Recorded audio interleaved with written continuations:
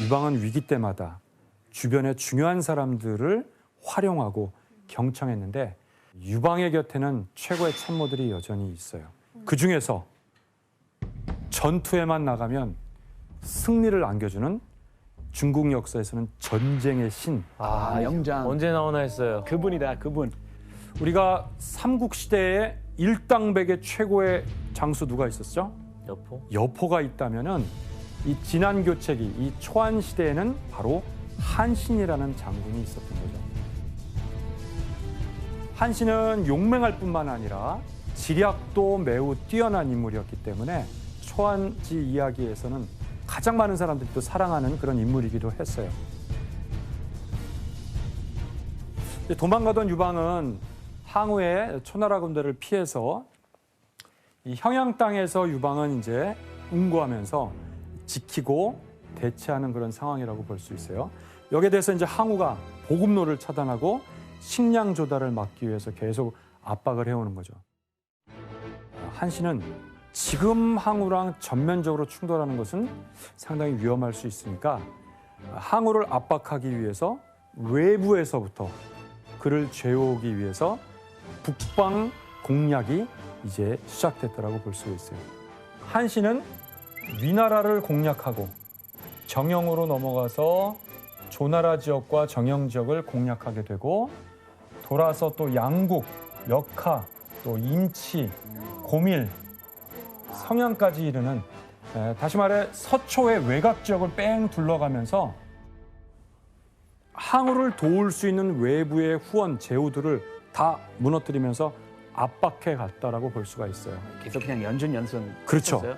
그러면서 특히 이 정영을 공략하기 위해서 조나라로 넘어갈 때 바로 그 유명한 고사성어가 여기서 이제 만들어졌던 거죠.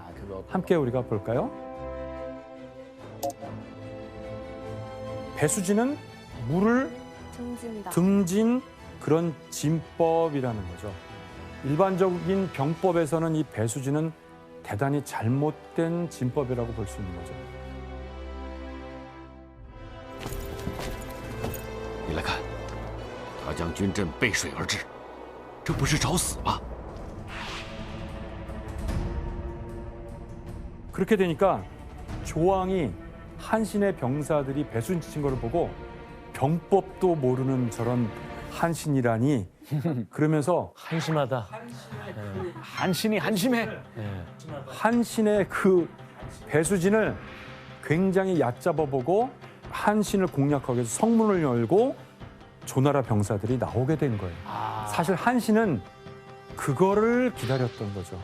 그래서 매복됐던 병사 2천여 명을 준비하고 있다가 방심하고 성문을 여는 순간 기습 공격을 하게 되면서 이 정영성을 점령하게 됐다고 볼 수 있는 거죠. 한신이 후방을 확보하면서 그야말로 고군분투하는 사이에 이제 형양성에 고립되어 있던 유방도 빠져나갈 그런 계획을 세우게 됐어요. 항우 옆에는 누가 있었죠? 범중. 그렇죠. 범증이 있잖아요. 그야말로 유방 입장에서는 눈의 가시 같은 그 범증을 제거하지 않으면 안 되겠다라고 생각을 하게 된 거예요. 그래서 유방은 항우와 범증을 떼어놓을 수 있는 이 방법을 고민하게 됐어요. 거의 유일한 참모 아니에요? 어떻게 떼어놨을까요? 이거는 보통 미인계죠. 인계. 네. 미인계보다 뭐 이렇게 약간 모함 그런 했을 걸 것 섞었을 것 같아. 불신. 그렇습니다. 서로. 예. 뭐 이런 거를 반간계라고 하는데 이간질을 시키는 거죠. 그렇지. 이간질. 그렇습니다.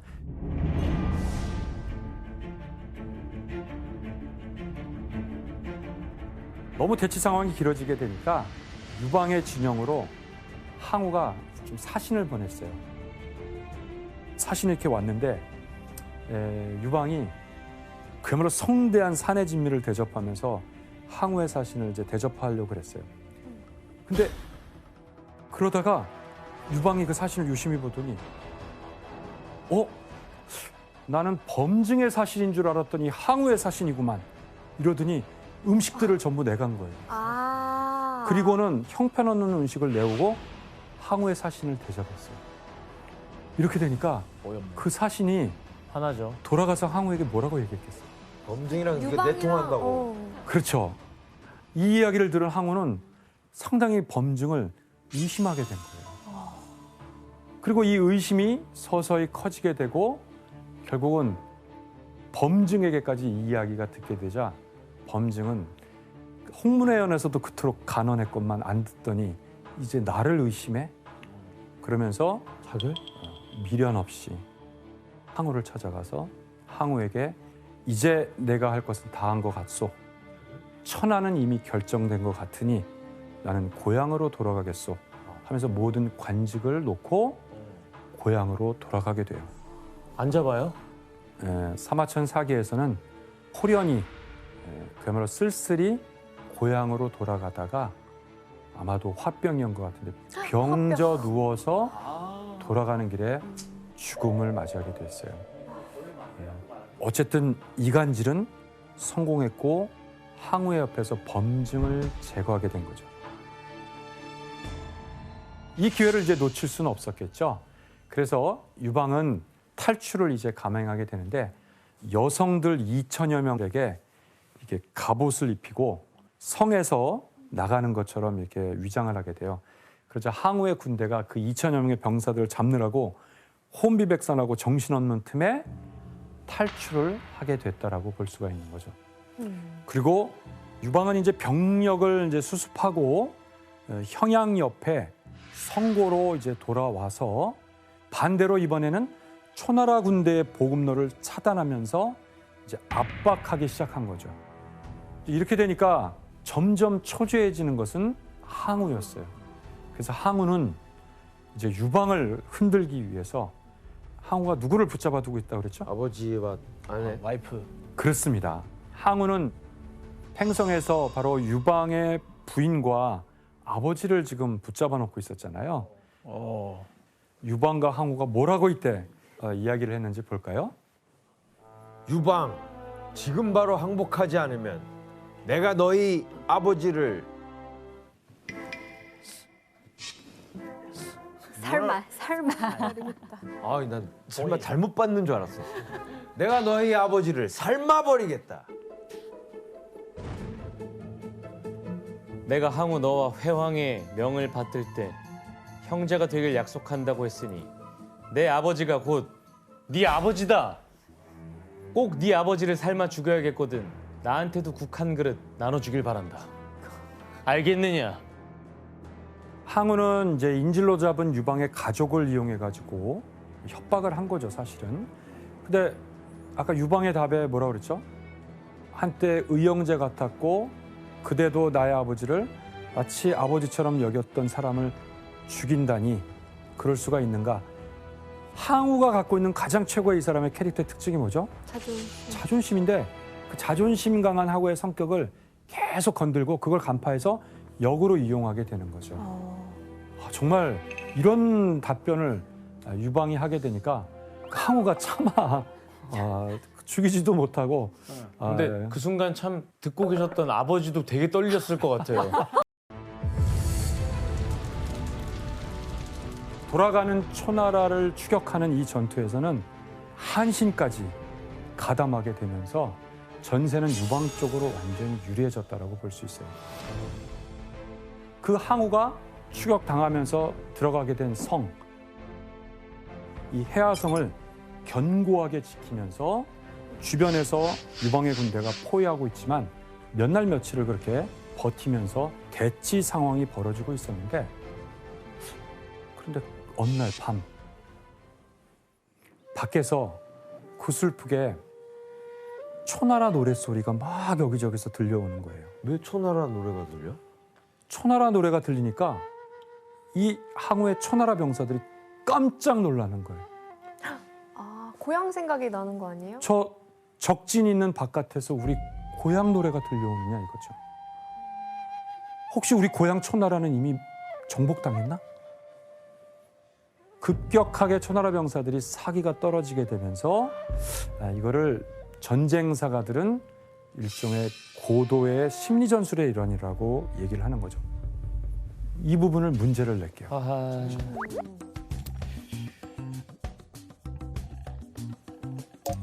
예, 유방은 항우와 병사들의 사기를 완전히 꺾어버리게 되는데요.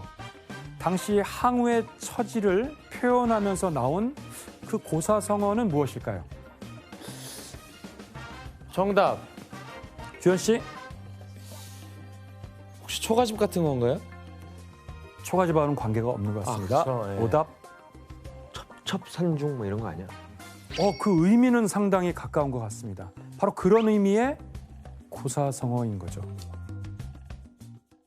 오답. 오답. 아니었어요. 오답? 오답이요? 오답을 뭘 외치면서 해요? 당당하게. 네, 해보겠습니다. 혜성 씨. 정답.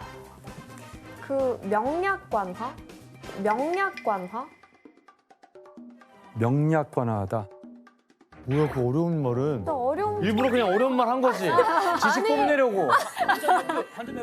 명약관화 아주 분명하다 이거죠. 밝고 분명하다. 그런 명약관화하다. 뜻인가요? 뭐야, 일부러 어려운 지식 뽐내려고 한 전혀 거야, 이거. 잘못 알고 있었네요.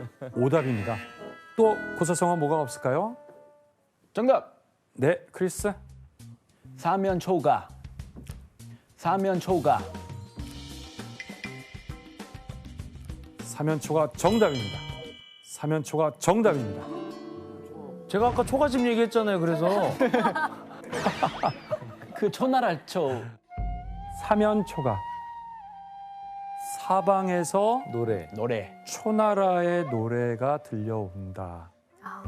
초가가 초나라의 노래라는 뜻이군요. 네. 이 노래를 들은 항우의 반응은 어땠을까요? 이 노래를 들은 항우의 반응은 어땠을까요? 항우는 그날 밤 막사 안에서 하나의 노래를 구슬프게 불렀어요. 자신의 기세는 온 천하를 덮는 그런 인물이었는데 이 애만은 이제 달릴 수도 없고 이 사랑하는 나의 우미는 이제 어떻게 하느냐 이거예요.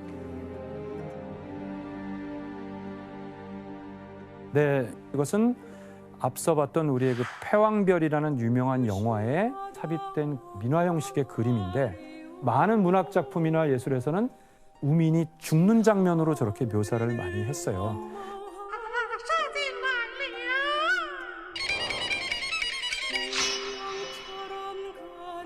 그래서 이것을 훗날 중국에서는 한 위대한 영웅의 마지막 파국으로 가는 이 장면으로 후대인들이 이 모멘트를 많이 재현하면서 문학, 공연 예술, 경극, 영화 이런 데서 재탄생되었다고 할 수 있는 거죠.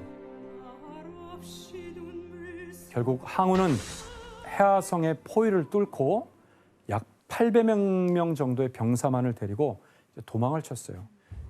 쫓고 쫓기는 상황이 되면서 항우와 병사들은 정말 마지막으로 이제 필사적으로 이제 싸웠어요. 그러나 마지막 오강이라는 곳에 머물렀을 때 항우 옆에는 28명 정도의 병사밖에는 남지 않았다는 거죠. 결국 항우는 여기서 당당히 혼자 유방의 군대를 맞서 싸우다가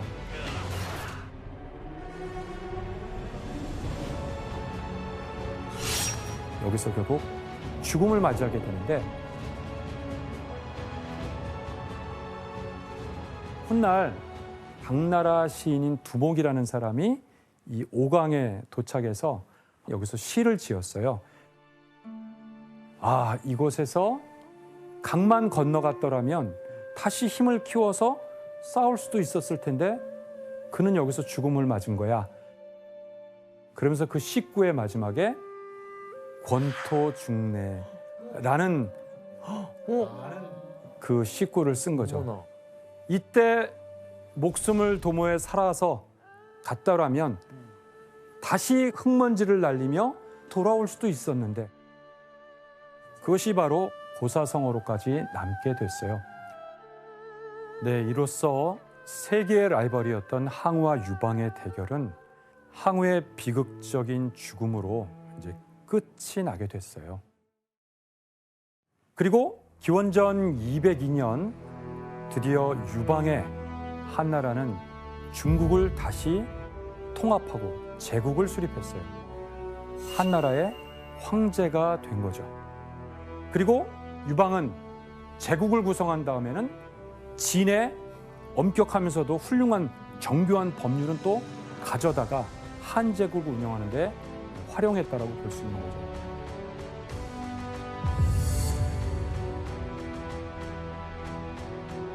근데 유방은 자신이 황제로 재위하는 기간 동안 목숨을 걸고 도왔던 임협관계에서 출발했던 그 대신들을 하나둘 제거하고 숙청하기 시작해요.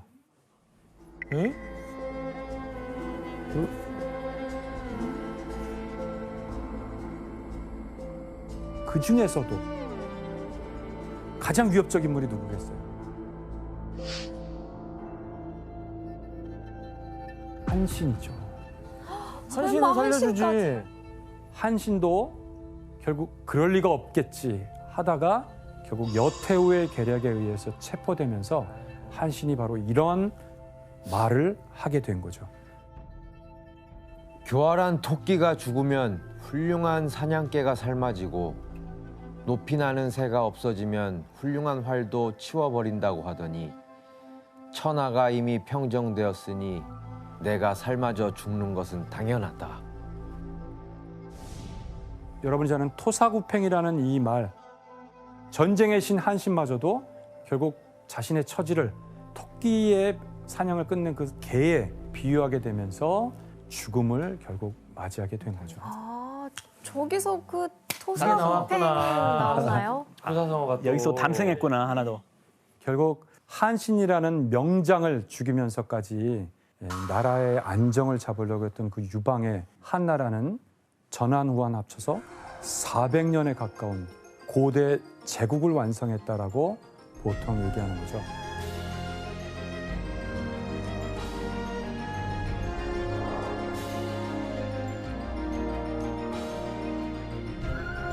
그가 이렇게 최후의 승자가 될 수 있었던 강점. 유방은 소통을 하면서 수많은 사람들의 이야기에 귀 기울일 줄 아는 바로 경청의 미덕을 갖고 있는 사람이라고 볼 수 있어요. 자신이 부족해도 이 부분엔 이 사람이 잘하지, 이 부분은 이 사람의 말을 듣는 게 좋겠어 하면서 참모들을 적극적으로 활용하면서 위기도 극복하고 그리고 승리도 얻었다라고 볼 수가 있겠어요. 근데 그것만 잘한 게 아니라 한나라는 영토를 확장하면서 그 유명한 실크로드를 개척하게 됐다라고 볼 수가 있어요. 결국 오늘날 중국인들은 그 수많은 왕조가 있고 역사가 있었어도 한나라를 중국 문화의 정체성으로 그 원형으로 오리진으로 삼았다라고 볼 수가 있는 거죠.